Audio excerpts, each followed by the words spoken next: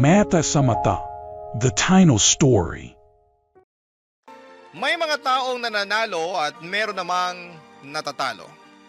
Ito ang dahilan kung bakit ang ilan ay nakagagawa ng kasalanan na sa huli ay kanila rin palang pagsisisihan.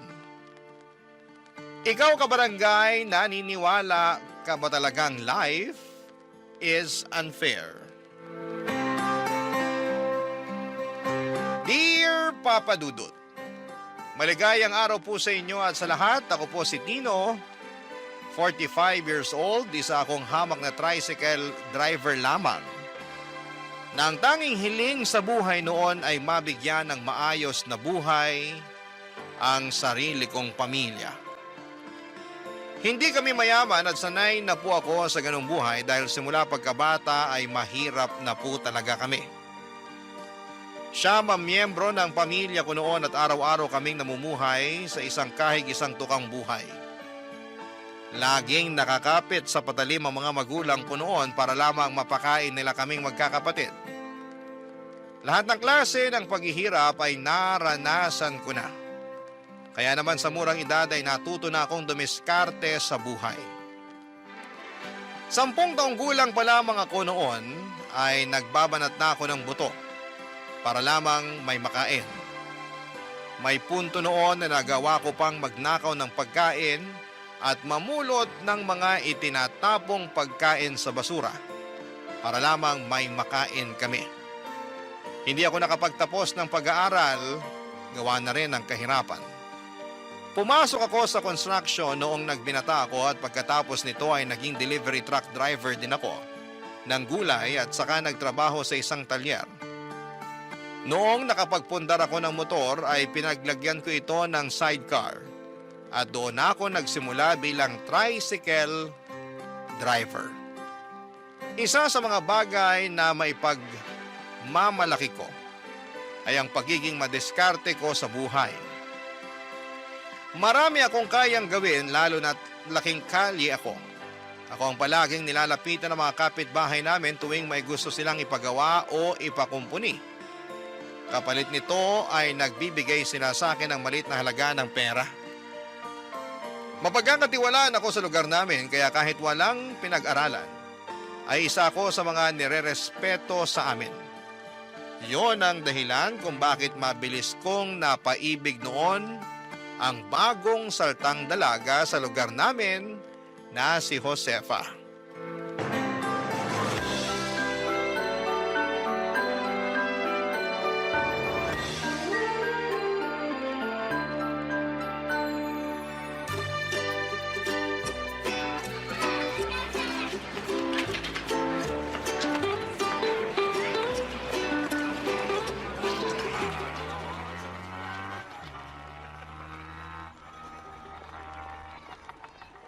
Miss, tricycle? Ay, hindi po. Kuya, pwede pong magtanong? Pwede naman. 10 piso kada tanong. Alo, Biro lang. Ano ba tatanong mo? parang naliligaw po yata ako. Hindi po ba ito yung kalsadang to? Ito pong nakasulat sa papel? Patingin nga. Ayan po, oh. Ah, oo, dito nga to. Bakit? May sadya ka ba rito? Oh, miss, ito yung papel. Yung pinsan ko po. Susunduin daw niya ako sa terminal kaninang umaga. Kaso nasa trabaho pa raw siya kaya tinext na lang niya sa akin yung address. Hindi ko naman siya matawagan kasi lobat na ako. Oo, nasa tamang lugar ka. Sino ba yung pinsan mo? Si Dondon po. Baka kilala niyo po. Ah, si Don Don. Yung si Kyo. Oo, kilala ko siya. Nakakainuman ko yun eh. Magpinsan kayo? Opo, magkapatid yung mga nanay namin. Ah, ganun ba? Mukhang galing ka pa sa malayang lugar ah. Marami ka yatang dalang bag.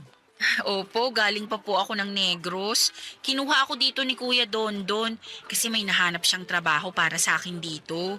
Ah, kaya pala. Kaso paano yan? Nasa trabaho pa yata si Don Don. Panigurado, nakasarap pa bahay nun. Kaya nga aantayin ko na lang po siya. Malapit na rin naman umuwi yun kasi patapos na raw po yung trabaho niya kanina. Nag-overtime lang siya sa trabaho kasi wala pa raw yung karelyebo niya. Kung ganun, dito ka na lang muna sa may lilim. Ano, gusto mo? Para hindi ka mainitan dyan habang nag-aantay kay Don Don. Sige po. Teka. Tulungan na kita dyan sa mga gamit mo. Napag ko dito ha. Salamat. Walang anuman. Yan lang naman yung bahay ni Dondon eh. Kita mo yung malaking bahay na may green na gate? Opo, diyan siya nakatira? Hindi. Yung katabing bahay niyan, dyan siya nakatira. Yung may nakadikit na tarpaulin sa may tindahan. Tapos yung katabing bahay, dyan naman ako nakatira. Ah, magkapit-bahay lang pala kayo. Oo, dati ko yung kainuman eh, kaso tumigil na sa pag-inom simula nung nakapag-asawa. Teka, may asawa na si Kuya Dondon? Oo, meron na. Hindi mo ba alam? Pero dati pa yun. Naghiwalay na rin sila. Hindi rin naman kasi sila kasal. Nag-live-in lang. Ah, kaya naman pala wala siyang nakukwento sa amin. Hiwalay na pala. Wala pa silang anak? Wala. Mabuti nga kamo na hindi sila nagkaanak kasi mas lalong pahirap yun sa buhay ni Dondon kung sakali. Ano po bang nangyari? Bakit sila nagkahiwalay ng live-in niya? Malandi yung babae. Nakahanap ng mas mayamang lalaki kaya yun, sumama agad. Ay, grabe naman pala. Naya ko nga na mag-inom si Dondon nun eh. Kasi nga warak siya pero hindi na talaga siya umiinom. Yun din naman yung magandang bagay na naidulot sa kanya ng ex niya. Natigil siya sa mga bisyo niya. Mabuti naman. May napala rin naman pala siya kahit papano. Ano palang pangalan mo? Josefa po. Kayo po. Celestino. Pero tawagin mo na lang akong Tino. Nice meeting you po. Ilang taong ka na? 24. Ang bata mo pa pala. Bakit po kayo? Ilang taon na? Wala mo. 35? Hindi naman ako ganun katanda. Mukha na ba akong 35? Ay, sorry. Ilang taon na po ba kayo? 29 lang ako, pero naiintindihan ko naman. Araw-araw ba naman kasi akong pagod tsaka babad sa initan eh, kaya mukhang matanda na talaga itsura ko. Ay, hindi naman. Mukha naman kayong 27 eh. Asus, binawi mo pa yung 35. Ayos lang yun, walang kaso. Malapit na rin naman ako mag-30 eh, kaya parang ganun na rin. Teka, yan na ba si Kuya Dondon? Yung nakamotor na tumigil dun sa may tarpaulin sa tindahan? Oo, siya na nga yan. Halika na. Tulungan kita magbuhat ng mga gamit mo. Ay, sige po. Salamat. Huwag mo na ako pinupo. Pakiramdam ko tuloy, ang tanda-tanda ako na talaga eh. Sorry. Sige. Tatawagin ko na lang kayong Tino. Yan, mas maganda pa yan.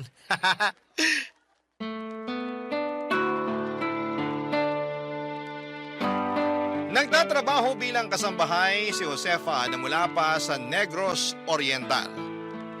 Kinuha siya sa Maynila ng pinsan niya sa pag-asang makaahon sila sa kahirapan. Lumpo ang tatay nito samantalang ang nanay naman niya ay nangangatulong din. Yun siguro ang dahilan kung bakit agad kaming nagkasundo ni Josefa dahil pareho kaming mahirap. Bilang ako ang mas nakakaalam kung paano ang buhay sa Maynila, ako ang nagturo kay Josefa kung paano makisabay sa kalakaran ng syudad. Itinuro ko sa kanya kung paano ang mag-commute at kung paano mas makatipid sa mahal na buhay sa Maynila. Dahil malayo sa pamilya ay parang ako nang naging bagong pamilya ni Josefa. Lagi siyang lumalapit sa akin kapag kailangan niya ng tulong. Tuwing day off niya ay nagpapasama siya sa akin para mamasyal at umikot sa Kamaynilaan. Paborito niyang pinupuntahan ay ang mga mall, hindi para mag-shopping kundi para mag-ikot-ikot lang. Tahimik lang na tao si Josefa pero malaki ang ambisyon nito sa buhay. Marami siyang pangarap para sa sarili at sa pamilya niya. Mga pangarap na mahirap mang abutin ay pinipilit pa rin niyang makamit. Hindi ko alam kung bakit pero nagkaroon ako ng malambot na puso para kay Josefa. Para akong tagapagtanggol at gusto ko siyang protektahan sa magulong mundo. Sa mga sumunod na taong pagsasama naming dalawa bilang magkaibigan, ay mabilis na nahulog ang loob ko sa kanya. Niligawan ko siya at sinagot naman niya ako, Papa Dudut. Lumipas nga ang 2 taong pagsasama namin bilang magkasintahan ay nagkaroon kami ng isang anak.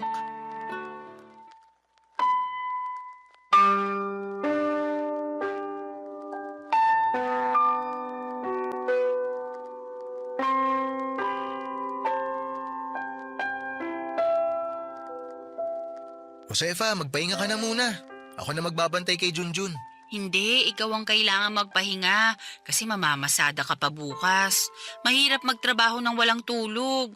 Gusto ko rin naman masubukan na bantayan yung anak natin ng magdamag. Ikaw na lang kasi lagi nagpupuyat eh. Jesus, akala mo naman kaya mong gawin yun. Takot ka ngang buhatin si Junjun eh. Kailangan bang buhatin? Pwede naman siguro na nasa crib lang siya, di ba? Ay naku Tino, kapag magpapalit ng diaper o kaya kapag umiiyak, kailangan mo siyang ihele. Ang liit kasi niya masyado eh. Nakakatakot, baka mabitawan ko. Huwag kang mag-alala. Kayang-kaya ko namang magpuyat para sa anak natin eh. At saka nababawi ko naman tulog ko kapag tulog na rin si baby. Ay, ganito pala maging magulang no? Nakaka-excite tsaka nakakakaba. Bakit ka naman kinakabahan? Siyempre, ang liit pa lang ng anak natin eh.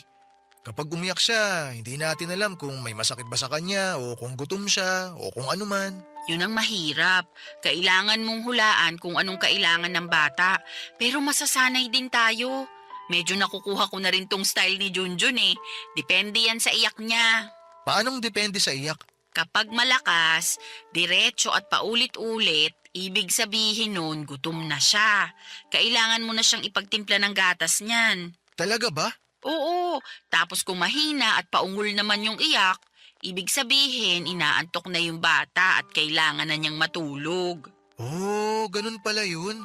Kapag naman nagwawala at hindi mapakali, kailangan nang magpalit ng diaper. Galing ah. Lahat yun napansin mo talaga? Siyempre, ganyan ang mga nanay.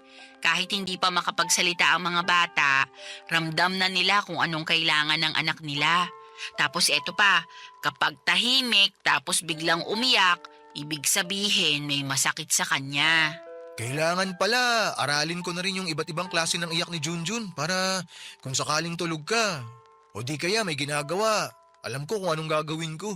Basta magtulungan lang tayo, kakayanin natin to. Oo naman, alam kong kakayanin natin to. Tulungan lang talaga ang kailangan dyan. Alam mo noon, natatakot ako bumuo ng pamilya. Bakit naman? Kasi tingnan mo naman, tricycle driver lang ako. Parang sa araw-araw nakita ko, di pa sasapat yun para bumuhay ng isang pamilya eh. Alam mo naman na lumaki ako sa malaki at mahirap na pamilya. Ayokong iparanas yun sa mga magiging anak natin. Ako rin naman. Ayokong maranasan ni Junjun yung paghihirap na nadanas ko nung bata pa ako. Kaya nga ang plano ko, kahit mag-ihaw-ihaw lang ako dyan sa tapat kapag kaya na para makatulong ako sa mga gastusin. Huwag mo na munang isipin yan. Magpagaling ka na muna, tsaka kailangan ka ng anak natin. Ako na lang bahalang dumiskarte para sa atin. Ano namang gagawin mo? Pwede naman ako maghanap ng sideline para may dagdag kita tayo. Lalo na ngayon, ang mahal ng gatas at diaper. Basta wag mo lang pabayaan ang sarili mo. Okay lang kumayod ng kumayod para sa anak natin. Pero kapag hindi mo na kaya, maiintindihan ko rin. Huwag mo kong alalahanin, batak na to simula pa pagkabata. Walang salitang pagod sa bokabularyo ko. Napakabuti mo talagang asawa at alam kong magiging mabuti ka ring ama para sa anak natin. Yan ang isang bagay na ipapangako ko sa'yo. Gagawin ko ang lahat. Lahat-lahat na makakaya ko para maging mabuting padre de pamilya para sa inyo ni Junjun. Maswerte ako na ikaw ang unang taong nakilala ko rito sa lugar natin. Mas maswerte naman ako na nagustuhan mo ang isang tulad ko. Ako nga yung maswerte kasi nakapangasawa ako ng napakagandang babae. Dati pangarap ko lang yun eh, pero ngayon, abot kamay ko na oh. Naku, sige na. Tama na ang bola. Matulog na tayo habang tulog pa si baby. Sulitin na natin ang pagiging tahimik niya kasi panigurado. Maya-maya mag-iingay na naman to. O sige, magpahinga na tayo. Good night. Good night. I love you. I love you too. Hindi kami kasal ni Josefa pero noong nabuntis siya ay nag-live-in kaming dalawa. Hindi man malaki ang tinitirhan naming bahay ay masaya naman kami dahil kahit papaano ay nakakaya naman naming tustusan ang pangangailangan ng bawat isa. Hindi man ganoon kaganda ang pamumuhay namin ay nakaya naming gawing masaya ang pagsasama namin. Mas lalo pa itong nagkakulay nang dumating na ang anak namin na si Junjun Papadudut. Kahit kakarampot man ang kinikita namin ni Josefa ay ginawa namin ang lahat para maibigay sa bata. ang mga pangangailangan niya. Walang kaso sa amin kahit butas-butas na ang damit namin o kahit wala na kaming maayos na tsinelas. Ang mahalaga noon ay ang maisuot na damit ng anak namin at mabili namin ang gatas at diaper na kailangan niya. Isa akong tricycle driver at ang asawa ko naman ay isang kasambahay. Simple lang ang pamilya namin pero kahit na ganoon ay masaya kami dahil buo kaming pamilya. Napapalibutan kami ng mga mababait at matutulungin na kaibigan at walang ibang makikita sa tahanan namin kundi ang purong pagmamahalan lamang. Sardinas, instant noodles at itlog man ang lagi naming ulam. Hindi pa rin nawawala ang pag-asa namin na balang araw ay makakamit din namin ang mga minimithi naming pangarap. Makalipas ang 2 taon ay muling nagbuntis si Josefa at noong panahong yon ay nag-decide kaming dalawa na yun ang magiging huli namin. Ayaw naming matulad ang pamilya namin sa mga pinagdaan na namin noong kabataan namin na napakarami naming magkakapatid. Naisip namin ni Josefa na 2 bata lang ang kaya naming alagaan at kapag nadagdagan pa ito, ay baka hindi na namin mabigyan pa ng maayos na buhay ang mga ito. Ayokong matulad ang mga anak ko sa akin na hindi nakapagtapos ng pag-aaral at walang maayos na trabaho. Ipinangako ko noon sa mag-iina ko na gagawin ko ang lahat para maging maayos akong padre di pamilya. At paninindigan ko yon sa abot ng aking makakaya. 5 taon ang dumaan simula nang ipinanganak ni Josefa ang pangalawang anak namin ay doon nasubok ang tatag ko noong nakaranas ako, Papa Dudut, ng isang napakalaking trahedya sa aming pamilya. Barangay Love Stories. Barangay Love Stories. 7 taong gulang na noon ang panganay namin samantalang 5 taong gulang naman ang pangalawa na si Maria. Sa isang pampublikong paaralan nag-aaral ang dalawa, grade 2 si Junjun at preschool naman si Maria. Noong mga panahong yon, maliban sa pagiging tricycle driver ay pinasok ko na rin ang pagiging food delivery rider. Bagong usbong lamang noong mga panahong yon ang ganong klase ng trabaho sa Maynila. At isa ako sa mga kauna-unahang delivery rider sa lugar namin. Malaki ang naitulong ng trabahong yon sa buhay naming mag-asawa. Sa kabilang banda mula sa pangangatulong ay nakahanap naman ng trabaho si Josefa sa isang factory. Pagkatapos ng shift nito sa naturang factory ay saka naman siya nagtitinda ng street food sa gabi katulad ng balot, penoy, chicharon at mani malapit sa mga gimikan. Kapag maaga akong natatapos sa trabaho ay sinasamahan ko si Josefa sa pagtitinda hanggang sa hating gabi. Kapag nasa labas kami ay naiiwan naman ang mga anak namin sa pinsan nitong si Dondon. Para sa amin ni Josefa ay walang kaso kahit kulang kami ng tulog o pagod sa trabaho. Ang lahat ng iyon ay napapawi naman kapag nakikita naming nabubusog sa pagkain ng 2 anak namin. Nakagagalak sa pusong tingnan ng mga bata na tuwang-tuwa tuwing binibilhan namin sila ng damit at laruan na galing pang Divisoria. Ang mga bagay na yon ang nagpapasaya para sa amin bilang magulang. Ang mga ngiti nila ang mas nagbibigay sa amin ng lakas para mas lalong magsumikap. Tuwing linggo, buong pamilya kaming nagpupunta sa simbahan para makapagpasalamat sa mga araw-araw na biyayang natatanggap namin. Ang pinagpapasalamat ko noon sa Puong May Kapal ay ang pagkakaroon ko ng masaya at buong pamilya. Malayo sa pamilyang kinalakhan ko noon. Doon pa lang ay solve na ako pero sa kabila nito ay hindi ko alam na may panibagong biyaya pa pala na nais ibigay sa amin ang Panginoon, Papa Dudut.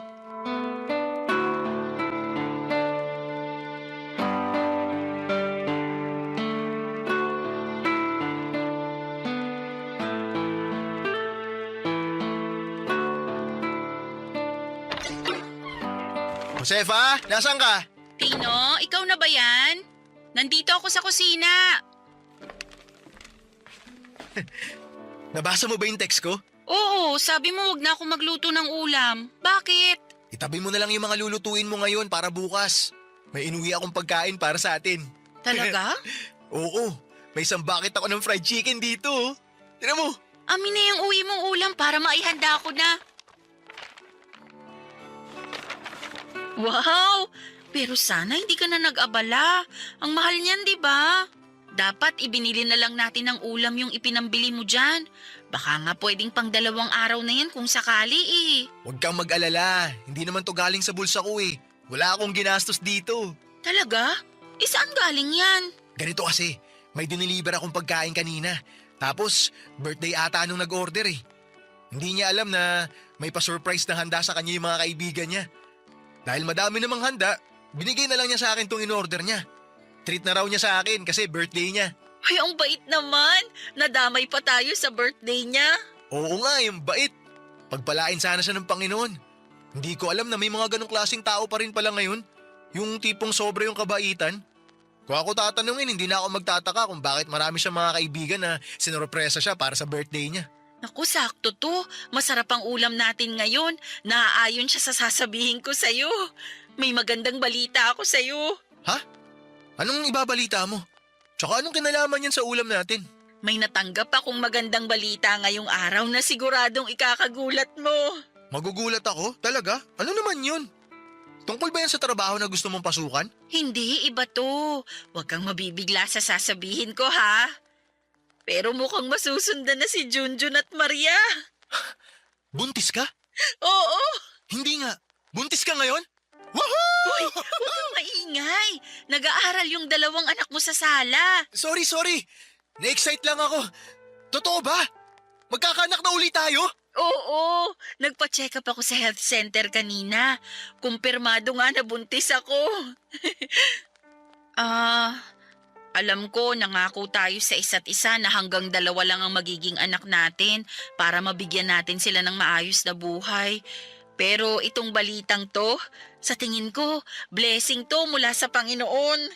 Hindi naman niya tayo bibiyayaan ng ganito kung alam niyang hindi natin kayang alagaan, di ba? Huwag mo na problemahin yan. Tama yung sinabi mo. Biyaya yan mula sa may kapal. 2 man o 3 ang magiging anak natin. Ipinapangako ko sa'yo, gagawin ko ang lahat para mabigyan lahat ng mga anak natin ng maayos na buhay. Kakayanin ba natin to? Oo, yakang-yaka yan. Wala ka bang tiwala sa akin? Hindi naman sa ganun. Alam ko kung anong klase kang ama. Alam ko na gagawin mo ang lahat para sa mga anak natin. Pero sa panahon ngayon, lahat nagmamahal na eh. Kakayanin kaya nating humabol? Mahirap lang tayo, totoo yun. Yung kinikita natin sa trabaho at negosyo, sakto lang para sa pang-araw-araw. Pero kahit 3 ko pa o gawing 4 yung trabaho ko, gagawin ko. Dahil nangangako ko sa inyo na hindi ko ipaparana sa pamilya natin yung buhay na meron ako nung bata ako. Pero okay na yung 3 ha. Huli na to. Huwag na tayong magdagdag pa. Oo, huli na to.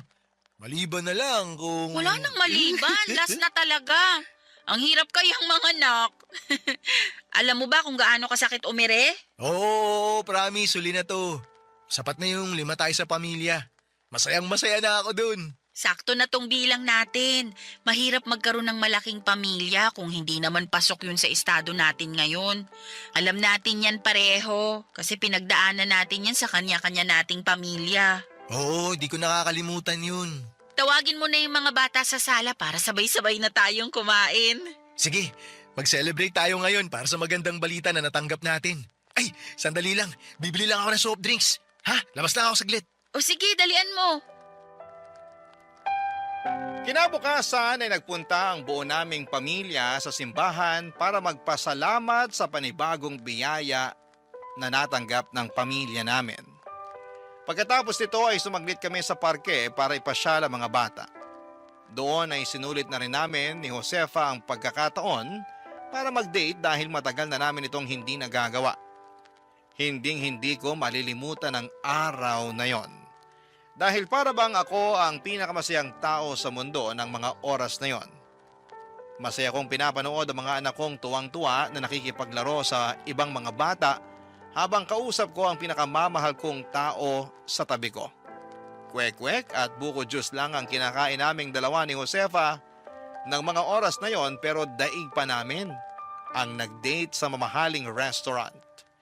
Matapos ang family bonding namin ay dumaan kami sa palengke para mamili ng ibebenta namin para sa susunod na linggo. Plano na kasi namin ni Josefa noon na magtinda ng fishball sa pwesto namin para makadagdag sa araw-araw naming kita. Ako na lang noon ang pumasok sa palengke habang naiwan naman ang mag-ina ko sa tricycle sa labas. Habang nasa loob ako ng maingay na palengke ay biglang nagkaroon ng komosyon sa labas. Isang malakas na tunog ang narinig namin. Kasunod nito ay nagsisigawan at nagtatakbuhan ng mga tao. Akala ko noon ay may pumutok na kung anuman. Nakitakbo ko palabas ng palengke para makiosyoso at tingnan ang mga nangyari. Pagkalabas ko ay nanlumo ako sa nakita ko, Papa Dudut. Ang tricycle kung saan ay naghihintay ang asawa at mga anak ko ay parang milukot na papel matapos itong mabangga ng isang SUV. Agad kong tinakbo ang mag-ina ko at naipit sa loob si Josefa at kahit duguan ay ang mga anak pa rin namin ang isinisigaw niya. Nakita ko si Maria na wala ng malay tabi ng nanay niya samantalang si Junjun naman ay nasa ilalim ng SUV. Nakaipit siya sa gulong nito at wala ng malay. Para akong nasa loob ng napakasamang panaginip ng mga oras na yon. Magkahalo na ang luha at uhog ko noon na nagsusumigaw ng tulong. Papa Dudut, walang nakaligtas sa mag-iina ko. Lahat po sila ay sabay-sabay na binawian ng buhay sa ospital.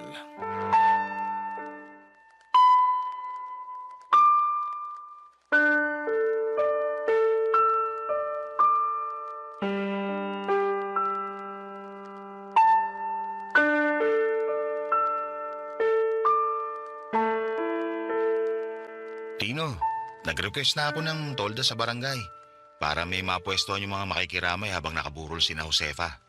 Sabi ni Kap, magpapadala rin daw siya ng dagdag na upuan. Salamat, Don, sa lahat ng tulong mo. Wala na talaga akong ibang maasahan dito kundi ikaw na lang eh. Pasensya ka na kung naabala kita ha. Huwag mo isipin yan. Basta kapag may kailangan ka, sabihan mo lang ako. Salamat. Kamusta ka na? Mukhang kagabi ka pa yata gising ah. Gusto mo ba ako muna ang tumaw rito para makapagpahinga ka? Ako na lang muna magbabantay. Hindi na, salamat na lang. Ikaw dapat yung magpahinga kasi ikaw yung kagagaling lang sa trabaho. Sasamahan na lang kita. Pinsan ko si Josefa. Ako lang yung pinakamalapit niyang kamag-anak dito. Kaya marapat lang na bantayan ko rin siya pati na rin mga pamangking ko. Sige, ikaw bahala. Nga pala, heto. Nagpatak-patak pala yung mga nagtatrabaho sa bangko na binabantayan ko. Nagabot sila ng kaunting abuli para sa pamilya mo. Maraming salamat ha. Pakisabi na lang sa kanila. Ano na palang balita dun sa nakapatay kina Josefa? Nahuli na ba siya ng mga pulis? Bale ang nangyari, siya mismo nagpunta sa mga pulis para isuko yung sarili niya. Nung nangyari yung aksidente, dumiretso siya sa pinakamalapit na presinto. Mabuti naman at hindi niya tinakasan yung mga kasalanan niya. Hiling ko talaga na mabulok sa kulungan yung taong yun. Walang hiya siya. Isang pamilya ang pinatay niya. Paano mabubulok wala nga siya sa kulungan ngayon. Ha? Anong ibig mo sabihin? Akala ko ba siya mismo sumuko sa mga pulis? Sumuko nga siya. Nakapagpiyansa naman. Baka nga malaya na siyang namamasyal ngayon eh. Ganun na lang yun? Hindi pwede. Dapat lumaban ka, Tino. Kailangan mong kasuhan yung taong yun para managot siya sa nangyari. Kailangan mo ipaglaban ang mag-iina mo. Hindi yan ganun kadali, Don. Paano hindi madali? Nakapatay siya ng hindi lang isa kundi 4 na buhay. Madali lang kasuhan yun. Tapos sabi mo, nakainom pa yung driver ng SUV, hindi ba? Oo. Galing daw sila sa inuman. Pero walang matibay na ebidensya na magpapatunay na lasing siya habang nagmamaneho. Nasa malinaw na pag-iisip na raw siya nung nasa likod siya ng manibela. Walang ya. Ano, ganun na lang yon? Hayaan mo na lang na walang hustisya makamit si Josefa? Nagpunta sila rito kahapon. Kasama yung mga magulang niya. Nakiusap sila sa akin. Magulang? Nagsama pa talaga siya ng magulang? Bata yung tarantadong bumangga kay na Josefa. College student. Galing sa mayamang angkan. Pumunta sila rito para makipag-areglo. Ano? Huwag mo sabihin tinanggap mo yung bayad nila sa'yo. Ano pa bang magagawa ko? May utang pa ako sa punerarya. Hindi pa bayad yung mga kabaong. Hindi ko alam kung saan ako huhugot ng pera para sa libing. Wala na akong tricycle na pamasada. Ay, magkano binayad nila sa'yo? 1.2 milyon. Yun lang? Tapos ano? Malaya na yung bata habang ikaw rito nagluluksa sa pagkawala ng pamilya mo? Ganun yung hustisya dito sa atin eh. Talo ang mahirap. Kapag mayaman ka, pera lang ang katapat ng lahat. 375,000. Ha? 375,000 bawat isang buhay. Kaya 1.5 million ang ibinayad sa akin para sa areglo. Yun lang ang halaga ng buhay ng mga taong mahal ko para sa kanila. 375,000. Walang ya. Ang hirap tanggapin na may katumbas palang halaga ang buhay nating mahihirap. Sabi nga nila, ang hustisya para lang sa mayaman. Wala man tayo makukuha ang hustisya dito sa nangyari. May tiwala ako na may ganti ang tadhana. Hindi man siya mapaparusahan ng mga tao. Alam kong mundo magpaparusa sa nagawa niyang kasalanan. Magtiwala na lang tayo sa karma.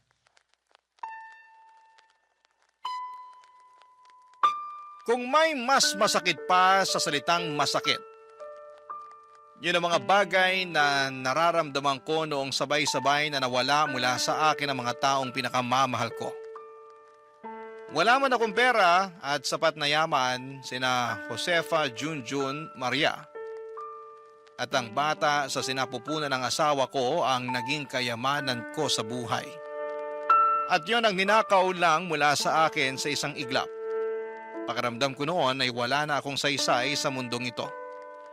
Wala na akong dahilan para magpursige sa buhay at wala nang rason para ipagpatuloy ko pa ang mga plano ko sa hinaharap dahil wala naman ang mga taong kasama kong aabot nito.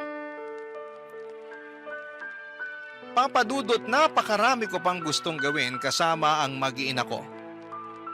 Marami pa akong gustong iparanas sa kanila. Marami pa akong nais abutin at napakarami kong gustong gawin na hindi ko na kayang gawin pa dahil mag-isa na lamang ako sa buhay. Walang oras na hindi kumikirot o bumibigat ang dibdib ko dahil sa nangyaring trahedya sa buhay ko. Napakahirap tanggapin ang katotohanan. Hindi na nila ako makakausap at lagi ako nakatulala at malalim ang iniisip. Nang mga panahong yun ay parang mababaliw na ako sa sobrang sakit ng nararamdaman ko. Mas mabuti nga sana kung nabaliw na lamang ako para hindi ko na maramdaman ang sakit. Mabuti na lang at hindi umalis sa tabi ko ang pinsan ni Josefa na si Dondon. Siya ang nagpumilit sa aking kumain kahit wala akong ganang kumain. Daig ko pang nakaratay noon lalo na noong mailibing na ang pamilya ko. Ang tanging ginawa ko na lamang noon para makatakas mula sa sakit na nararamdaman ko ay ang matulog hanggang isang araw, isang ideya ang pumasok sa isipan ko na muling nagbigay sa akin ng lakas para muling bumangon. Papadudot. Barangay Love Stories. Barangay Love Stories.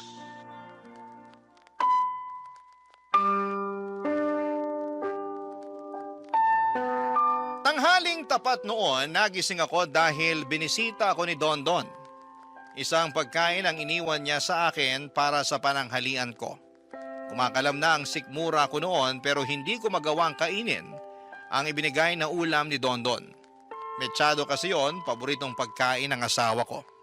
Tuwing naaalala ko ang mga bagay na gustong-gustong gawin ng mag-iina ko ay mas lalo lamang bumibigat ang dibdib ko. Ang ginawa ko na lamang gamit ang motor ko ay nag-stroll ako sa gitna ng tirik na araw. Habang nasa daan, isang bagay ang naisip ko. Gusto kong malaman kung saan nakatira ang binatang pumatay sa pamilya ko. Alam ko kung saang lugar nakatira ang binatang yon dahil naibalita ang nangyaring aksidente sa mga dyaryo. Ang problema ay hindi ko alam ang eksaktong address. Nagtungo ako sa lugar nila at nagtanong-tanong kung saan ang tirahan ng binatang naka-aksidente at nakapatay ng mag-iina ko. At mabilis ko namang natunto ang bahay nila. Malaki ang bahay nila, Papa Dudut. Talagang galing ito sa mayamang pamilya. Wala na sa garahe nila ang sasakyang bumangga sa mag-iina ko. Pero hindi na yon problema para sa kanila dahil may dalawa pa naman silang sasakyang nakaparada sa may garahe nila. Habang pinagmamasdan ko ang bahay ng taong sumira sa buhay ko, mas lalo pong tumindi ang galit na nararamdaman ng puso ko. Masaya na sila ngayon dahil bayad na sila sa kasalanan nila, pero hindi ko lang talaga matanggap na pera lang pala ang kapalit ng buhay ng mag-ina ko. Umuwi ako sa bahay. Nang mga oras na yon ay nagngingit-ngit ang galit ko sa dibdib. Kung pwede lang sanang ibalik ang perang ibinayad nila sa akin para makasuhan ko sila, pero nagastos ko na yon para sa pampalibing ng mag-ina ko. Isa pa ay hindi ko kayang makipaglaban sa mga mayayaman sa korte.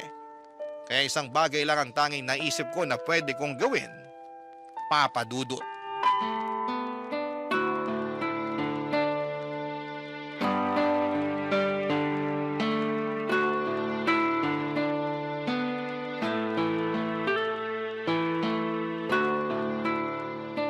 Knock-knock!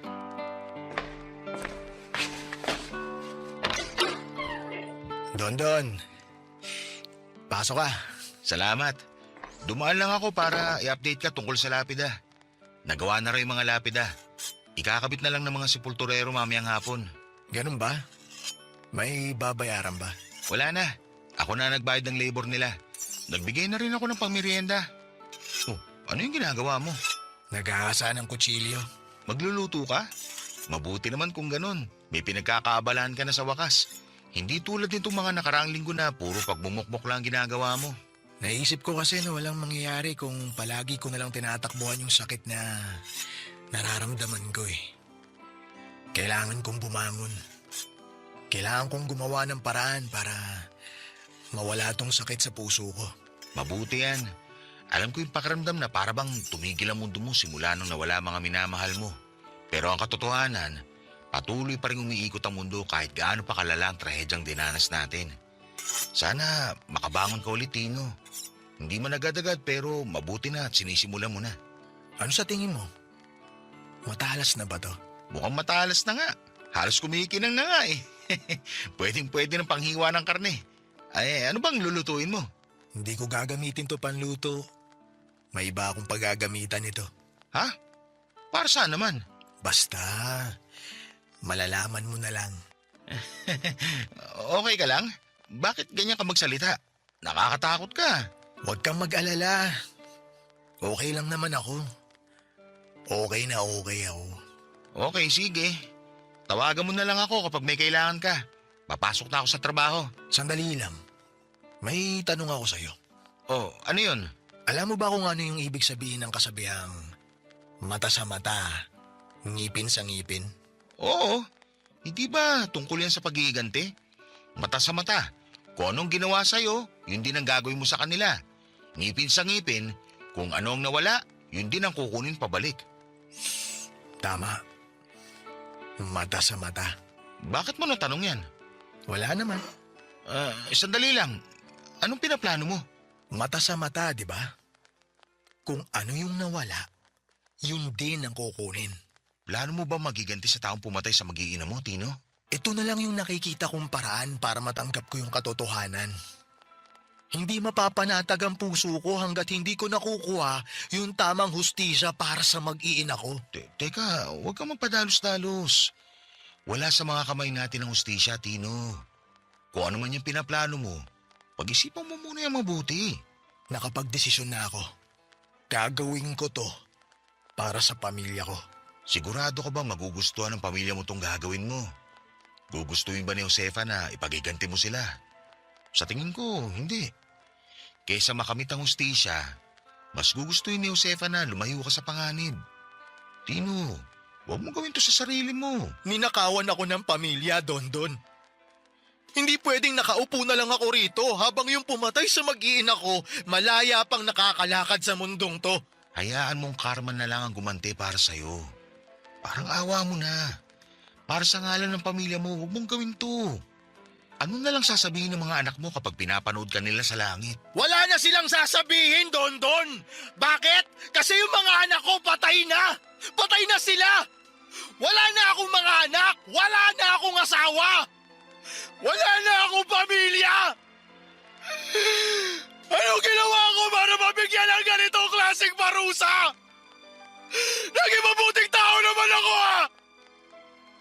Bakit ganito yung nangyari sa buhay ko? Sirang-sira na ako, Dondon.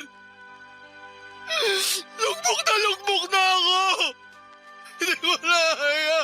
Kung gagawin mo yung pinaplano mo, ano na lang ipinagkaiba nyo nung taong pumatay kina Josefa?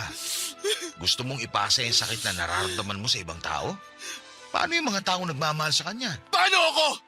Naisip ba niya ako nung binangga niya yung pamilya ko? Aksidente yung nangyari. Walang may gusto dun. At sigurado akong pinagsisiyan na rin ng taong yun yung nangyari. Hindi lang ikaw yung nasaktan sa pagkawala nila, Josefa. Kami rin. Lahat tayo nasasaktan. At mahirap tanggapin ang katotohanan pero kailangan. Kaya pakiusap. Pag-isipan mo itong gagawin mo. Pakiusap, Tino.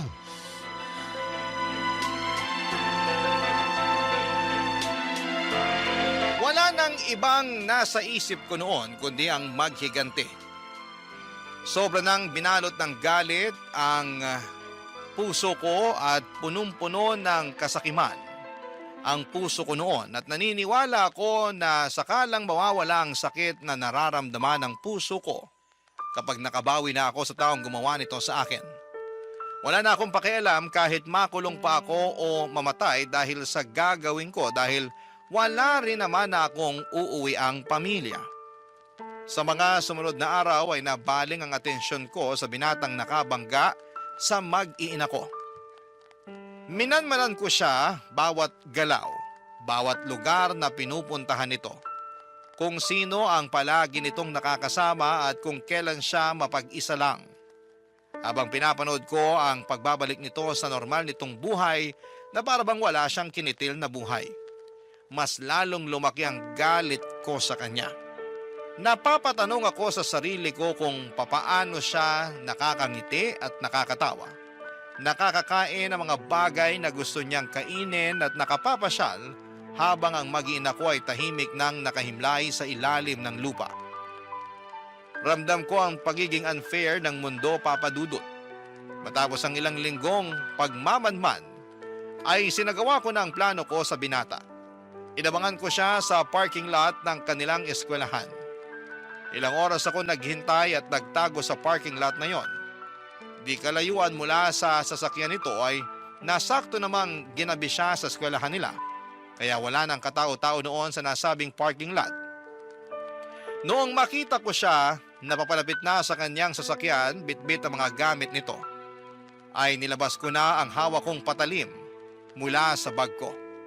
Naglakad ako papalapit sa kanya pero natigilan ako sa kinakatayuan ko nang bigla na lamang itong huminto sa tapat ng kanyang sasakyan. Ibinaba nito sa sahig ang suot nitong bag at mga libro. Nakayuko lamang siya habang nakasandal ang ulo nito sa bintana ng kanyang sasakyan.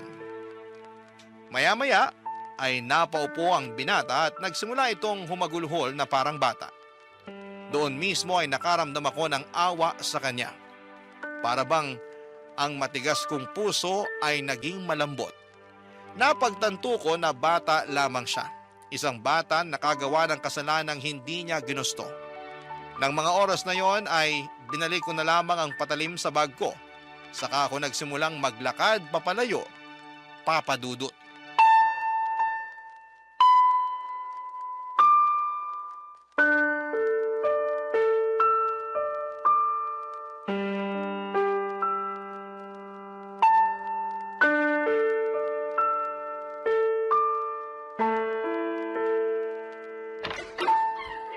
Tino, Oh, Dondon. kanina pa kita inaantay. Sorry, pumasok na ako sa loob ng bahay mo. Hindi naman kasi nakalak yung pinto. Ba't nandito ka? Wala ka bang trabaho ngayon? Wala, off ko ngayong araw. Hihiram sana ako ng tools mo. Inaayos ko kasi yung motor ko. Pero kanina pa ako katok ng katok dito, walang sumasagot. Kaninang hapon pa ako rito. Nung gumabi na, nagsimula na akong kabahan. Naalala ko yung napag-usapan natin nung tungkol sa paghihiganti mo. Akala ko... Nasa likod yung tools ko. Sandali, kukunin ko. Tino, bakit may dala kang kutsilyo sa labas? Wala to. May ginawa ka bang masama? Saan ka galing? May pinuntahan lang ako. Huwag mo nang alamin kung saan. Kinakabahan ako sa iyo eh. Parang awa mo na, Tino. Sabi mo sa akin na wala kang ginawa na ikasisira ng buhay mo. Wala. Nagpahangin lang ako sa labas. Na may dalang kutsilyo? Para saan? Ba't kailangan mo magdala ng kutsilyo? Ay, oo na, sige na, aamin na ako. Para sa isang tao tong kutsilyong daladala ko. Para to sa taong pumatay sa pamilya ko. Tino. Minanmanan ko siya ng ilang linggo. Inaral ko lahat ng galaw niya para maisagawa ko yung plano ko. Gusto ko siyang patayin. Gusto kong tapusin ang buhay niya, Dondon. Hindi ko matanggap na masaya siya sa buhay niya ngayon.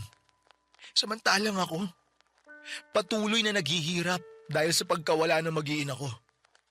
Gusto ko siyang managot sa ginawa niya. Gusto ko ng hustisya. Pero hindi ganong klaseng hustisya ang kailangan mo.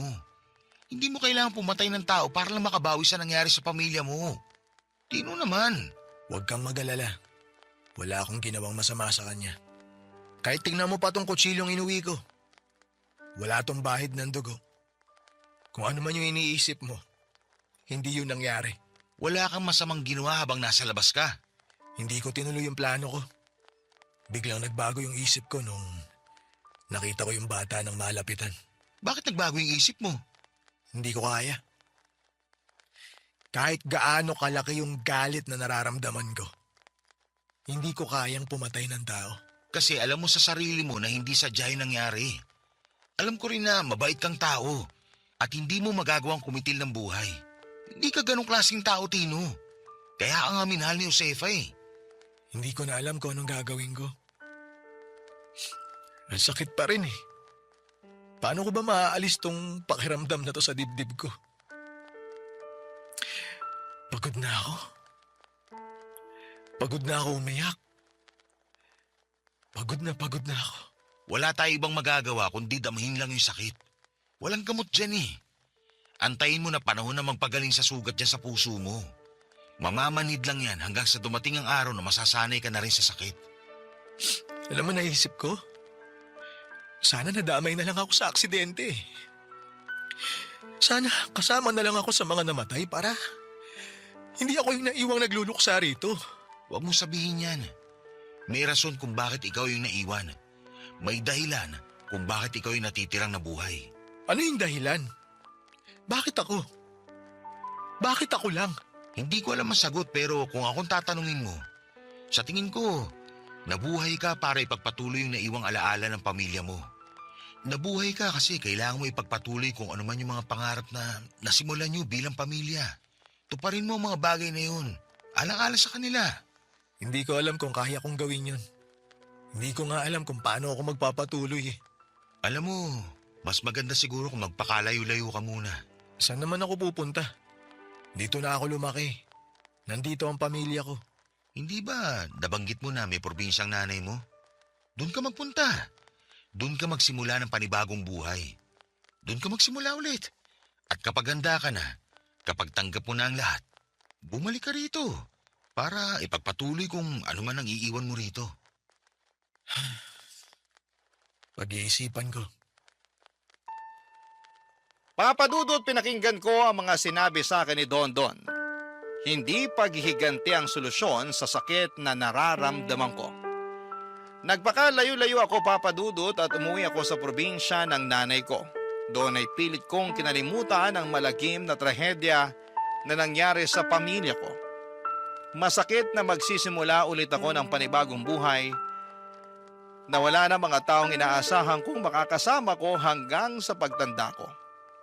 Pero wala akong ibang choice kundi ang magpatuloy sa buhay sa ngalan na rin nila Josefa, Junjun at Maria. At ang baby namin na hindi na naipanganak pa. Wala na akong balita sa binatang nakaaksidente sa pamilya ko. Kung saan man hahantong ang buhay nito, ang Diyos na po ang bahala sa kanya. Hinihiling ko na lang na sana ay may natutunan siya sa nangyari para sa ganon ay hindi masayang ang buhay na nawala ng dahil sa kanya. Papa Dudut, hindi na po ako nakapag-asawa pang muli. Ang sabi sa akin ng pamilya at mga kaibigan ko, subukan ko raw ulit na buksan ang puso ko dahil bata pa naman ako. Pero hindi ko pa kayang gawin yon sa ngayon kahit na 7 taon na ang nakakalipas. Nagigilty kasi ako sa isipin na kapag nag-asawa ulit ako, ay para bang pinapalitan ko na ang pamilya ko. Hindi ko po alam. Siguro kung may nilaan sa akin ng Panginoon ay tatanggapin ko po yun ng buo. Sa ngayon ay nananatili pa rin ako sa probinsya kasama ang bagong buhay na binubuo ko.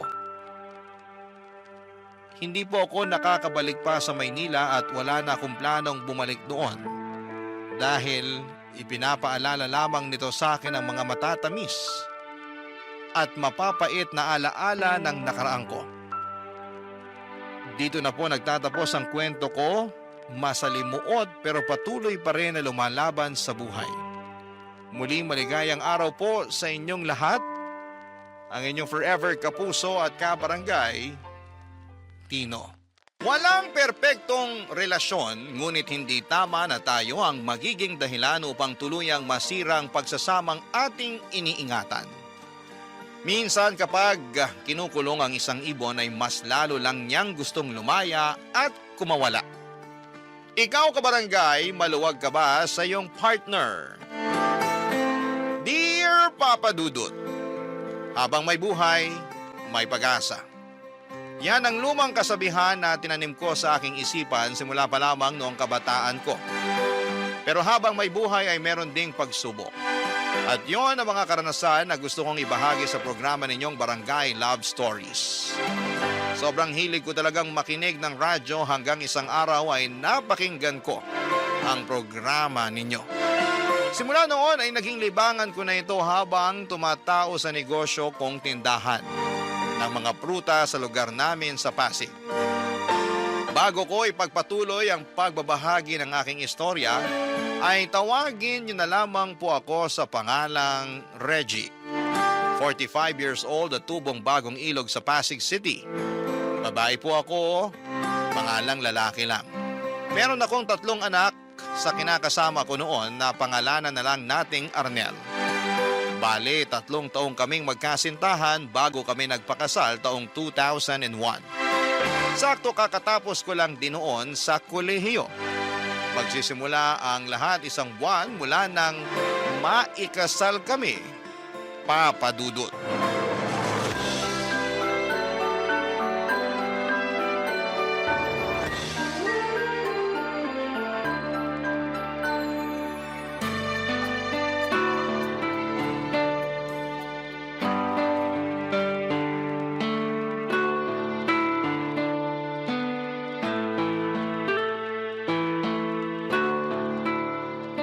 Oh, mahal. Bakit nakabihis ka naman yata ng formal dyan? May lakad ba tayo na hindi ko alam? Para makapagbihis na rin ako. Nako, mahal, wala naman tayong lakad. Saka ako lang ang aalis. Ha? Saan ka pupunta? May job interview kasi ako. Tagal na nun nakaschedule eh. Kinakabahan nga ako pero naniniwala ako na makakaya ko naman lusutan yun. Ano? Teka, bakit ngayon mo lang sinabi sa akin yung tukol sa bagay na to? Pasensya ka na kasi nawala na rin sa isip ko. Paano nawala sa isip mo? Pwede ba yun? Oo naman. Maniwala sa'yo. Sinadya mo talaga na hindi sabihin sa akin eh. Bakit ko naman gagawin yun? Ewan ko sa'yo. Basta, hindi ka pupunta dyan sa interview mo na yan, sinasabi ko sa'yo. Ha? Bakit ko naman gagawin yun? Nakabihis na ako oh. Kaya nga magpalit ka na ng damit mo, mahal. Huwag ka na umalis. Hindi mo na kailangan pumunta sa interview o magtrabaho pa kasi kayang-kaya na kitang buhayin. Seryoso ba yan? Alin? Yung sinabi ko na kaya na kitang buhayin? Oo, pati yung ayaw mo akong pagtrabahuhin. Hindi kasi yan yung unang beses na sinabi mo yun sa akin eh. Sinabi mo na rin sa akin yan nung mag-boyfriend-girlfriend pa lang tayo. Buti naman natatandaan mo pa. Kasi seryoso ako nung sinabi ko yon. Ayaw kita magtrabaho. Gusto ko na ako nalang gagawa nun kasi ako ang padre de pamilya. Sana maintindihan mo na wala naman akong masamang intensyon dahil lang pinagbabawalan kita, mahal. Naiintindihan ko naman, pero hindi ko pa rin mapigilang malungkot. Bakit ka naman nalulungkot? Kasi alam mo naman na pangarap kong makapagtrabaho, di ba? At kahit na may trabaho ka na at kaya mo naman akong buhayin, gusto ko pa rin sanang subukan at samantalahin yung pagkakataon na wala pa tayong anak. Alam ko, pero di ba ang mga babae ay dapat nasa bahay lang at ang mga lalaki ay naghahanap buhay? Paano na lang kung magkaanak na tayo? Paano mo maalagaan yung baby natin kung pumapasok ka sa trabaho? Kita mo na, hindi ka nakasagot kasi alam mong tama ako. Marami sa mga mag-asawa nagkakahiwalay kasi madalas di sila magkasundo dahil yung asawang babae mas abala pa sa trabaho niya kaysa asikasuhin ng pamilya at mga anak nila. Karamihan din sa mga anak napapabayaan lang. Paanong di mangyayari yun kung hindi naman nasusubaybayan ng isang ina ang paglaki ng mga anak nila, di ba? Ayoko mangyari yun sa pamilya natin. Kaya please lang, huwag ka nang pumunta dyan sa interview mo. Nanghihinayang lang talaga ako. Matagal ko rin kasi hinintay ito eh. Sigurado na ilang araw ko rin tong iisipin at kahit sa pagtulog ko maaalala ko pa rin to. Basta isipin mo na lang na mas pinili mo yung pamilya natin kaysa sa pangarap mo. Makakalimutan mo rin yung tungkol sa bagay na yan pag tumagal-tagal. Tsaka baka panahon na para palitan mo yung pangarap. Paano ko naman gagawin yun? Itatak mo sa isip mo na dapat mas mahalaga na sa'yo yung pamilya natin at wala nang iba. Ako, ikaw, at ang magiging mga anak natin. Dapat pamili lang natin ang prioridad mo, mahal. Hindi ibang tao, hindi kaibigan mo, o kahit na anong trabaho pa yan.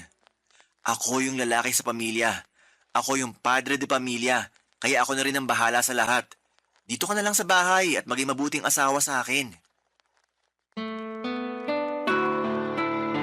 Papadudod distrikto ang asawa kong si Arnel at kung ano ang sinabi niya ay yon ang masusunod. At isa na nga doon ay ang pagbabawal niya sa aking magtrabaho kahit na gusto ko sanang makatulong sa kanya at habang wala pa naman kaming anak. Pareho naman kaming college graduate at ang laki ng panghihinayang ko sa aking kurso dahil hindi ko man lang nagamit.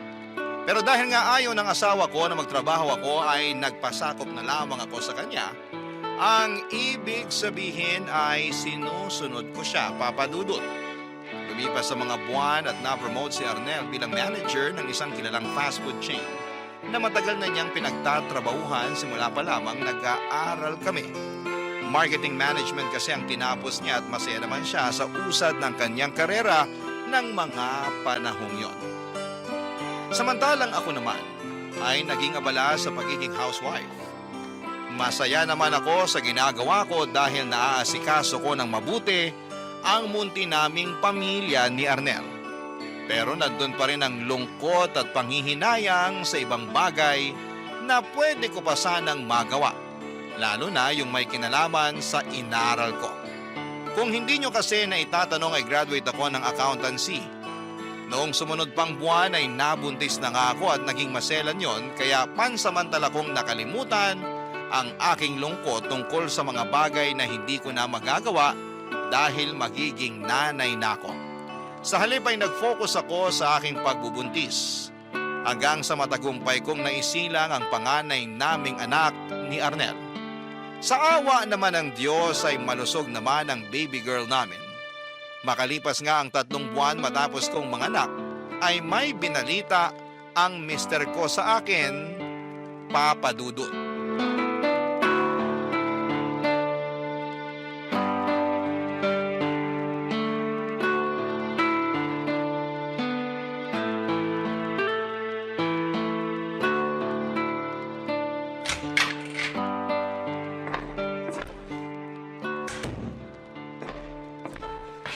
Mahal, gising ka na. Luto na yung almusal natin. Pwede bang matulog muna ako kahit 5 minuto pa? Pwede naman, pero kakain ka pa. Sayang naman yung niluto ko, mga paborito mo pa naman yun. Talaga? Sige, babangon na ako. Ah, Pagkatapos mong mag-inat, pumunta ka na dun sa mesa para makakain ka na. Dito muna ako sa kwarto kasi may mga tupiin pa akong damit na hindi ko nagawa kahapon. Gawa ng nag-alaga ako kay baby. sandali. Bakit? Bakit malungkot ka, mahal? May nangyari ba? Ha? Kilala kita. Alam ko na may nangyari base sa reaksyon ng mukha at boses mo. Tsaka kanino ko pa napapansin na salubong yung kilay mo. Kaya sabihin mo na sa akin kung may problema ba. Sige, pero umusog ka muna kasi uupo ako sa kama. Tabihan kita para magkausap tayo. Buti pa nga. Umupo ka na rito sa tabi ko. Ano ba kasing nangyari? Hindi kasi ako mapakali, mahal. Saan? Bakit? Kasi 1 linggo na akong hindi dinadatnan.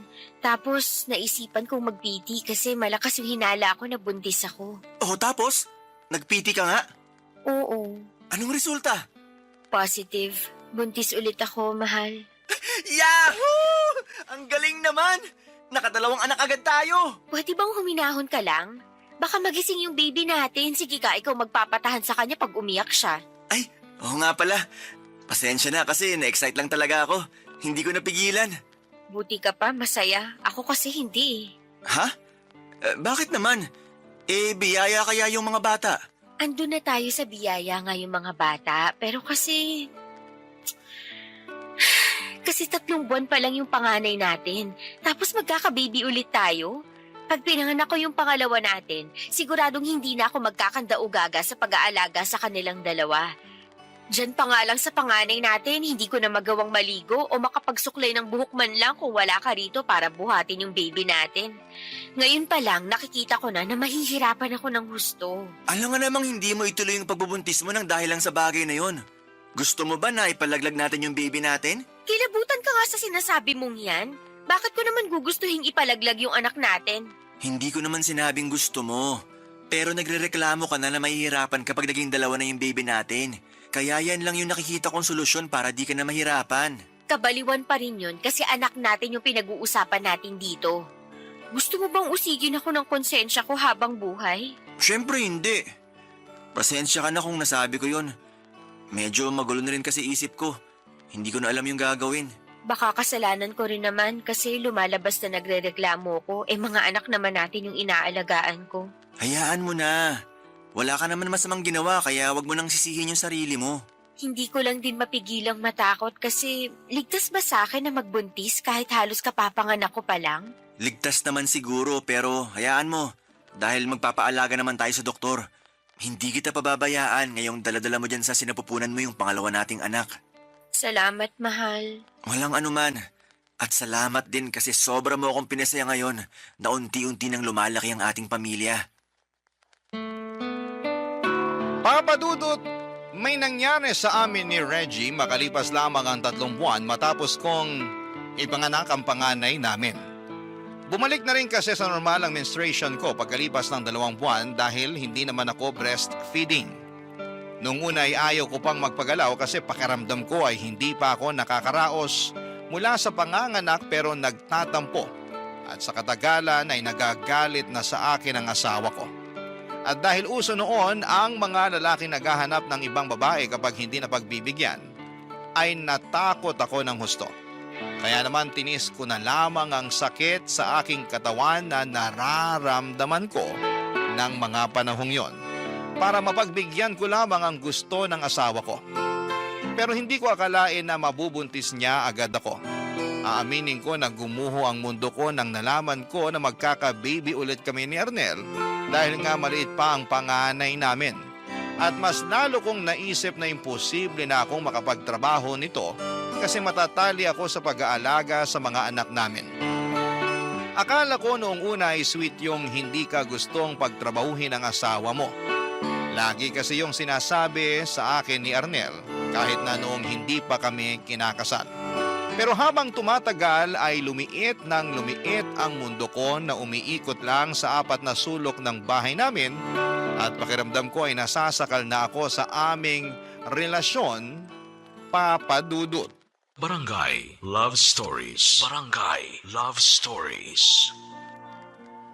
Papadudot, inopen up ko kay Arnel na nangangarap pa rin akong makapagtrabaho para magamit ko naman ang pinag-aralan ko. Pero nagalit lamang siya sa akin at sinabi niyang makontento na lamang ako sa pagiging nanay sa mga anak namin at asawa sa kanya. Masama ang loob ko pero nag-focus na lamang ako sa panganay namin at sa pagbubuntis ko sa pangalawa naming anak. Hindi nagtagal ay nakaya ko namang pagsabayin ang pagdadalang tao habang nag-aalaga ng bata. At dumating yung araw na matagumpay ko ulit na naisilang ang anak namin. Kaso, makalipas lamang ang 5 buwan pagkatapos kong mga anak ay nabuntis na naman ako ni Arnel. Mas lalo kong naisip na nilalayo ako ng asawa ko na matupad ang kagustuhan kong magtrabaho kapag malaki na ang mga anak namin. Kaya nga nagpatong-patong na lamang ang mga sama ng loob ko sa kanya. Pero ayoko naman yung dibdibin masyado dahil kailangan pa ako ng mga bata at nang ipinagbubuntis ko ng mga panahong yon, Papa Dudut.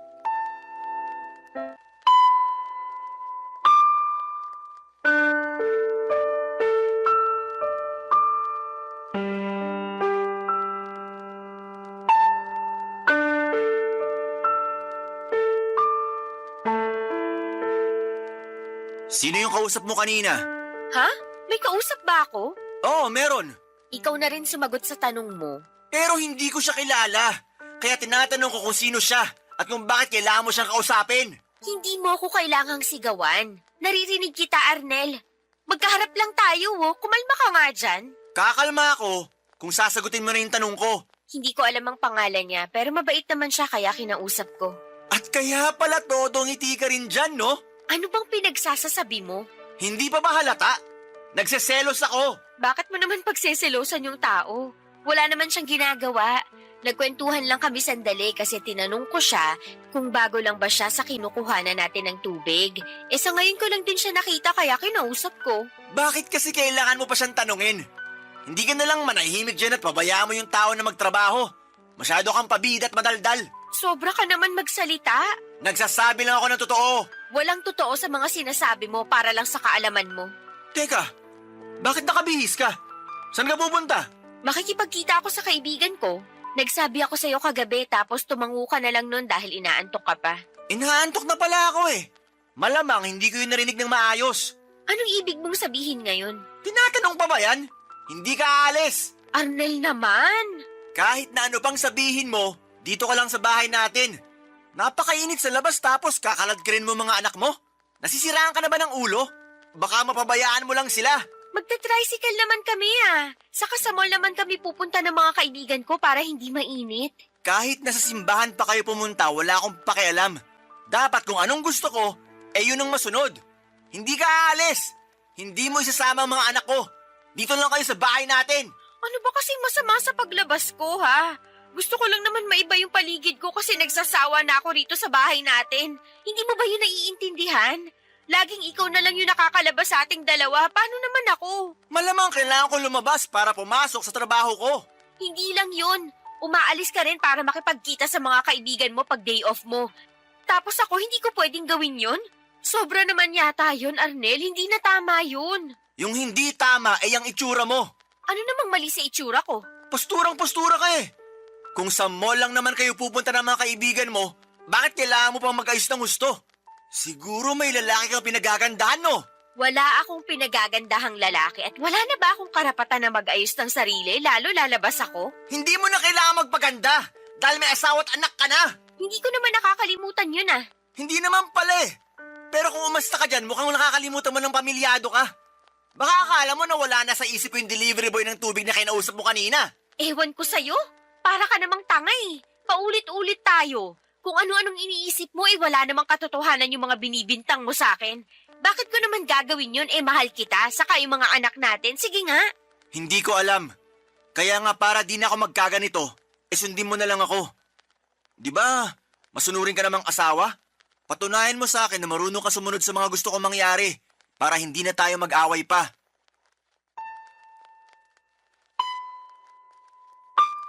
Papadudot, gusto ko lang naman sanang aliwin ang sarili ko sa pamamagitan ng paglabas para makipagkwentuhan o kumain kasama ang mga kaibigan at dati kong kaklase. Isasama ko naman ang mga anak namin kaya hindi totoo ang ibinibintang ni Arnel na mapapabayaan ko ang mga bata. Isang bagay pa ay hindi ako natuwa sa pagsiselos niya sa delivery boy ng tubig sa bahay namin dahil walang katotohanan ang mga paratang niya. Ni sa hinagap ay hindi ko naisipang magtaksil sa kanya kahit na sumusobra na siya. Kaya nga hiyang-hiya ako doon sa delivery boy na inaway niya noong sumunod na araw. Hindi natuloy yun bumalik sa bahay para mag-deliver. Bali iba na ang nagdadala ng tubig sa bahay namin pero bantay sarado pa rin si Arnel. Ewan, siloso na wala sa lugar ang asawa ko. Kaya lihim akong naiinis sa kanya at pakiramdam ko. Lalo akong nasasakal sa presensya niya. Pero hindi naman palaging ganon ang imahe ni Arnel. Kasi sa totoo lang ay may sweet side din naman siya. Bagay na nagustuhan ko sa kanya noong nililigawan pa lamang niya ako, Papa Dudut.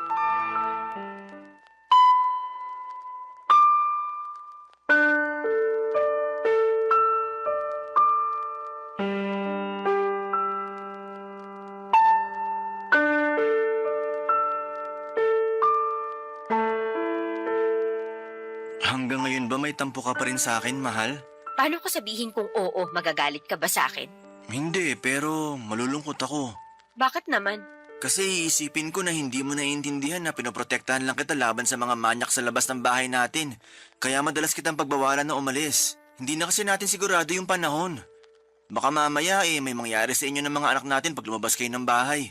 Arnel naman, hindi naman ako siguro ganun katanga para hindi isipin yung kaligtasan namin ng mga anak natin sakaling lumabas ako, di ba? Prioridad ko pa rin naman yun.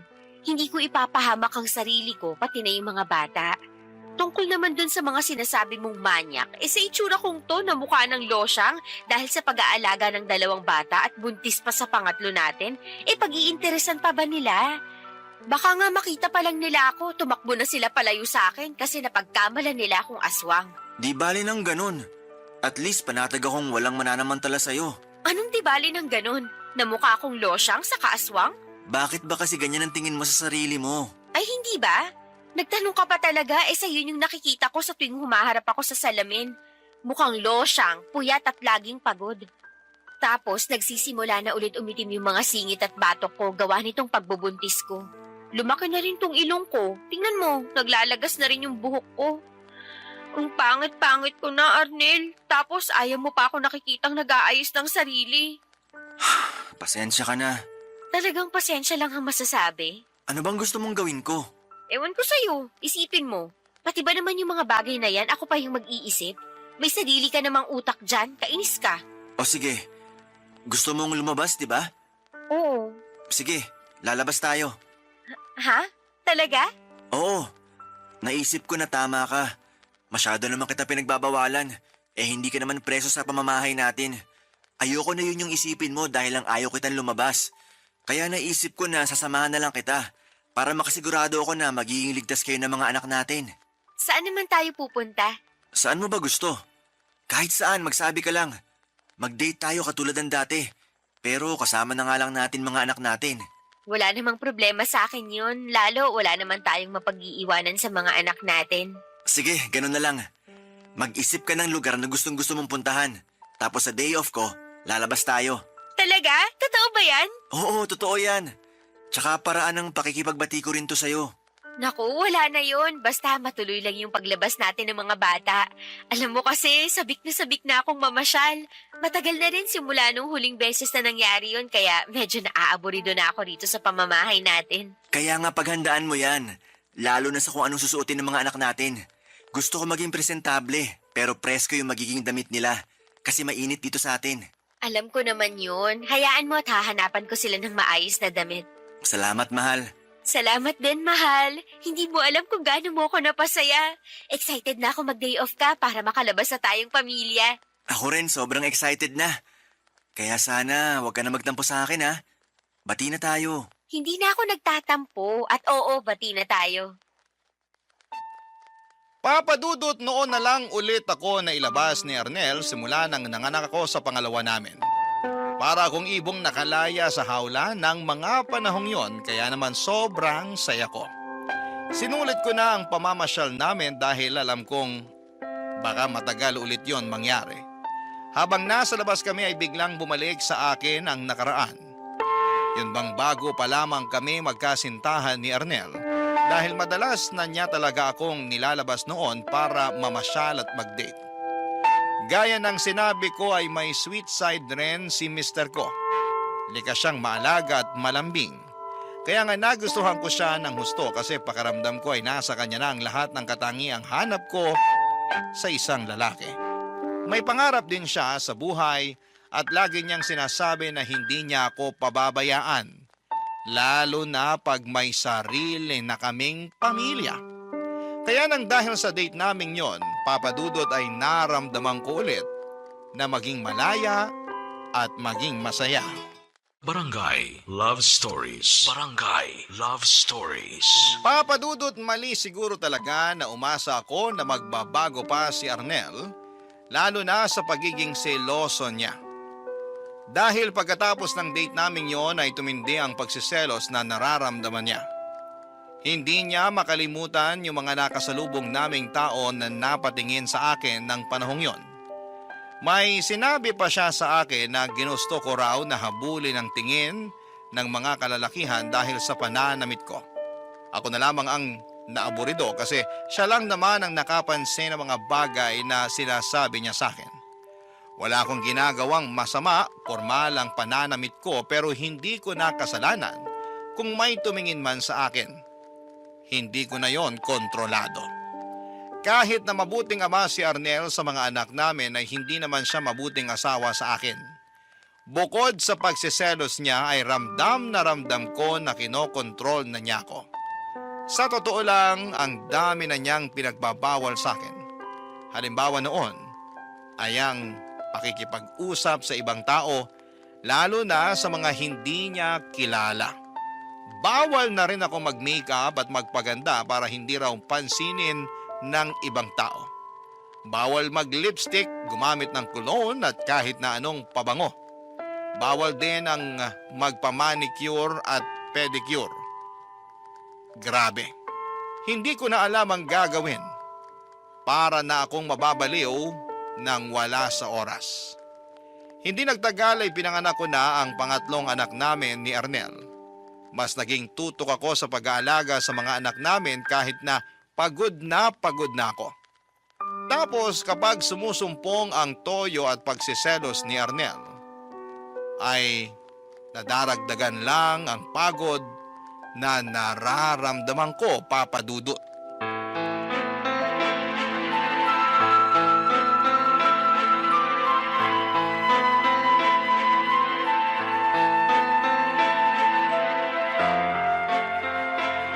Peste naman buhay to, oo!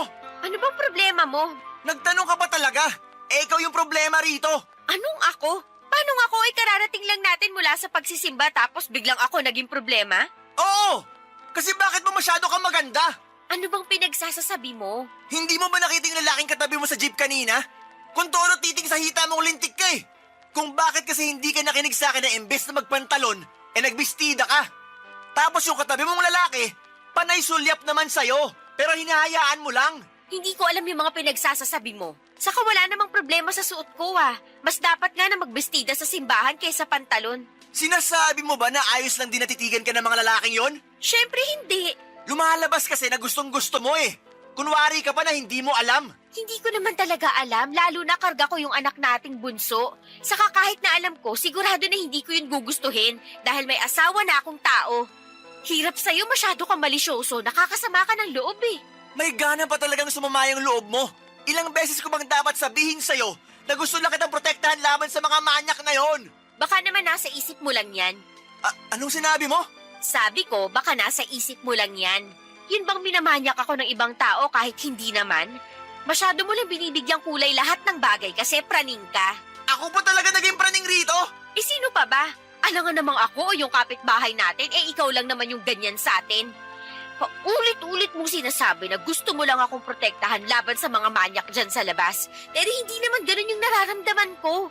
Kasi, di ba, dapat pakiramdam ko ligtas ako sa'yo, pero bakit hindi? Anong hindi? Bakit? Ano bang nararamdaman mo? Sige nga. Na habang tumatagal, mas natatakot na ako sa'yo at sa pwede mong gawin sa akin dahil dyan sa walang katuturan mong pagsiselos. Bakit ka ba nagkakaganyan? Hindi ka naman ganyan dati ah.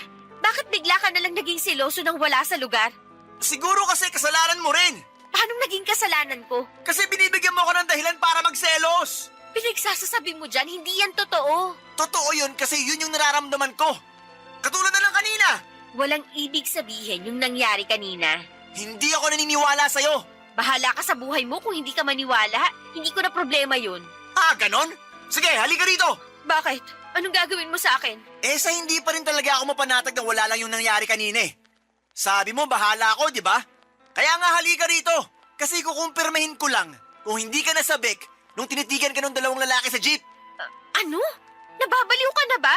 Baliw na kung baliw. Pero di ako matatahimik hanggat hindi ako nakakasigurado. Ano ba hinihintay mo? Hubarin mo na yung panloob mo. Ha? Bakit ko naman gagawin yun? Kasi gusto kong tingnan at amuyin para makasigurado ako na hindi ka nga nakaramdam ng pananabik. Huwag mo nang hintayin na ako pa yung maghubad yan sa'yo. Dalihan mo na!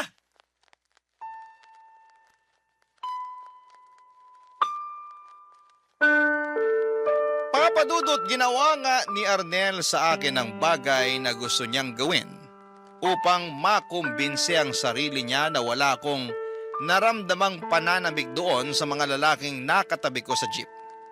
At kahit na anong iyak at pakiusap ko sa aking asawa na huwag niyang gawin ang bagay na yon, ay tila nagbingi-bingihan siya sa pakiusap ko.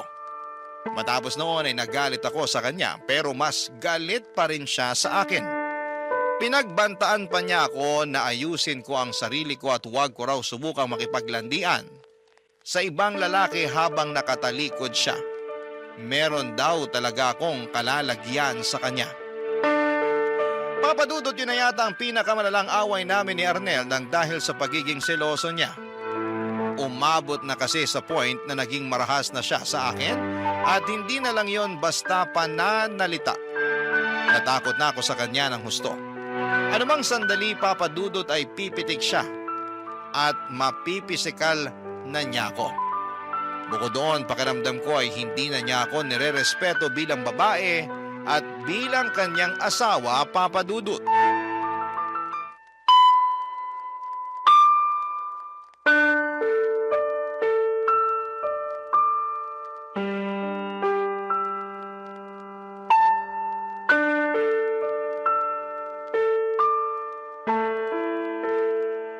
Mahal, sige na. Pagbigyan mo na ako. Miss na kita eh. Bango naman. Ano ba, Arnel? Ayoko, wala ako sa mood. At bakit wala ka sa mood? Pagod ako eh. Masakit katawan ko. Gusto ko na lang matulog. Pwede ba yun? Hindi pwede yun. Kasi matagal na rin simula nung huling beses mo ako pinagbigyan. Anong matagal? 2 gabi pa lang naman yung nakalipas ah. Hirap sa'yo, masyado kang mainit. Akala mo sa akin parausan mo? Anong parausan? Yun kasi yung nararamdaman ko eh. Na parausan mo lang ako. Na anumang oras, pwede mo akong galawin at gamitin para matugunan yung pangangailangan mo. Hindi ka marunong makinig pag sinasabi kong pagod ako o wala ako sa mood.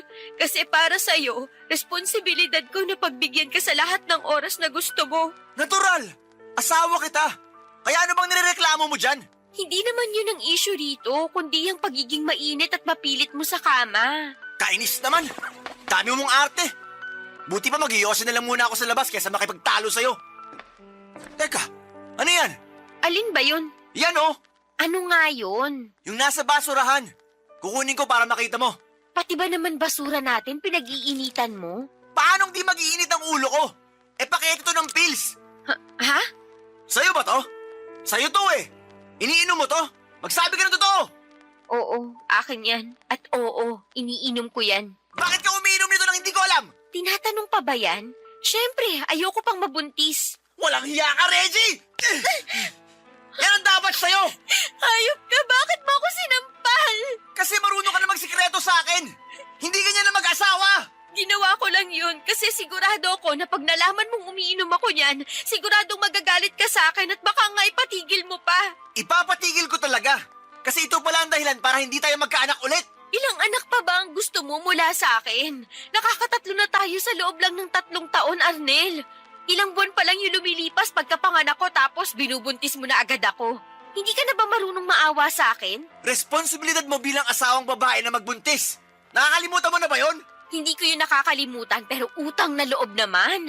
Gusto mo na yata talaga akong mamatay eh. Ilang beses kong sinabi sa'yo na ayoko munang sundan yung pangalawa natin pero hindi ka nakinig. 5 buwan pa nga lang yung anak natin nung nabuntis na naman ako sa bunso natin. Tapos ngayon may plano ka na namang anak-anak ko? Oo, kaya mo nga kaming buhayin at naibibigay mo yung mga pangangailangan namin. Pero hindi pa rin sapat na dahilan yun para ganituhin mo ako. Sinabihan na rin tayo ng doktor natin na delikado para sa akin na mabuntis agad. Lalo hindi pa nakaka-recover yung katawan ko sa panganganak. Pero hindi ka marunong makinig. Mahalaga lang sa'yo yung sarili mo. Hindi mo na ako inisip. Alam mo, hindi totoo yan. Yun yung totoo. Dahil yun ang nararamdaman ko. Hindi mo na ako ginalang bilang asawa mo. Tapos hindi mo na rin ako nirespeto bilang tao. Kung ganyan lang din naman ang gagawin mo sa akin, bakit hindi mo na lang ako patayin ngayon? Ano ba pinagsasabi mo? Patayin mo na lang ako kasi pagod na ako makisama sa'yo. Papa Dudut, nagkaroon talaga ako ng matinding galit sa asawa ko na nag-ugat matagal na ang panahon ng nakakalipas. At magpahanggang ngayon ay hindi pa rin tuluyang nawawala ang galit na yon. Pero pagkatapos ng matinding away naming yon ay sinuyo ulit niya ako tulad ng dati. Ngunit hindi na ako nadala at nagpabola sa mga matatamis niyang salita. Sa kabila ng lahat ay pinili ko pa rin makisama kay Arnel dahil siya pa rin ang tatay ng mga anak namin. Kapansin-pansin ang pagbabago niya pagkatapos ng away naming yon pero hindi pa rin nawala ang pagiging seloso niya. Kung may nawala man, walang iba kundi ang pagmamahal ko sa kanya, Papa Dudut. Lumipas po ang mahabang panahon. Namatay si Arnel bago mag-pandemic dahil inatake siya sa puso. Pero, kataka-taka na ni isang luha ay walang pumatak sa aking mga mata para sa aking asawa.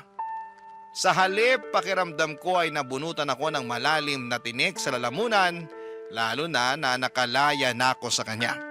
Pero hindi pa rin naging madali at magaan ang buhay dahil ako na lang ang naiwan upang itaguyod ng mga anak namin. Buti na lamang at may pensyon ang namayapa kong asawa na siyang nakatulong upang makaraos kami lalo na noong pandemic. Sa kasalukuyan ay masaya ako dahil meron na akong negosyo na siyang katas ng pag-iipon ko ng pera mula sa mga trabaho tulad ng paglalabada at pagtitinda ng merienda na ginawa ko sa mga nakaraang taon. Kahit na mahirap ang buhay, at kahit na marami akong agam-agam sa sarili ko ay nagpatuloy pa rin po ako at hindi sumuko.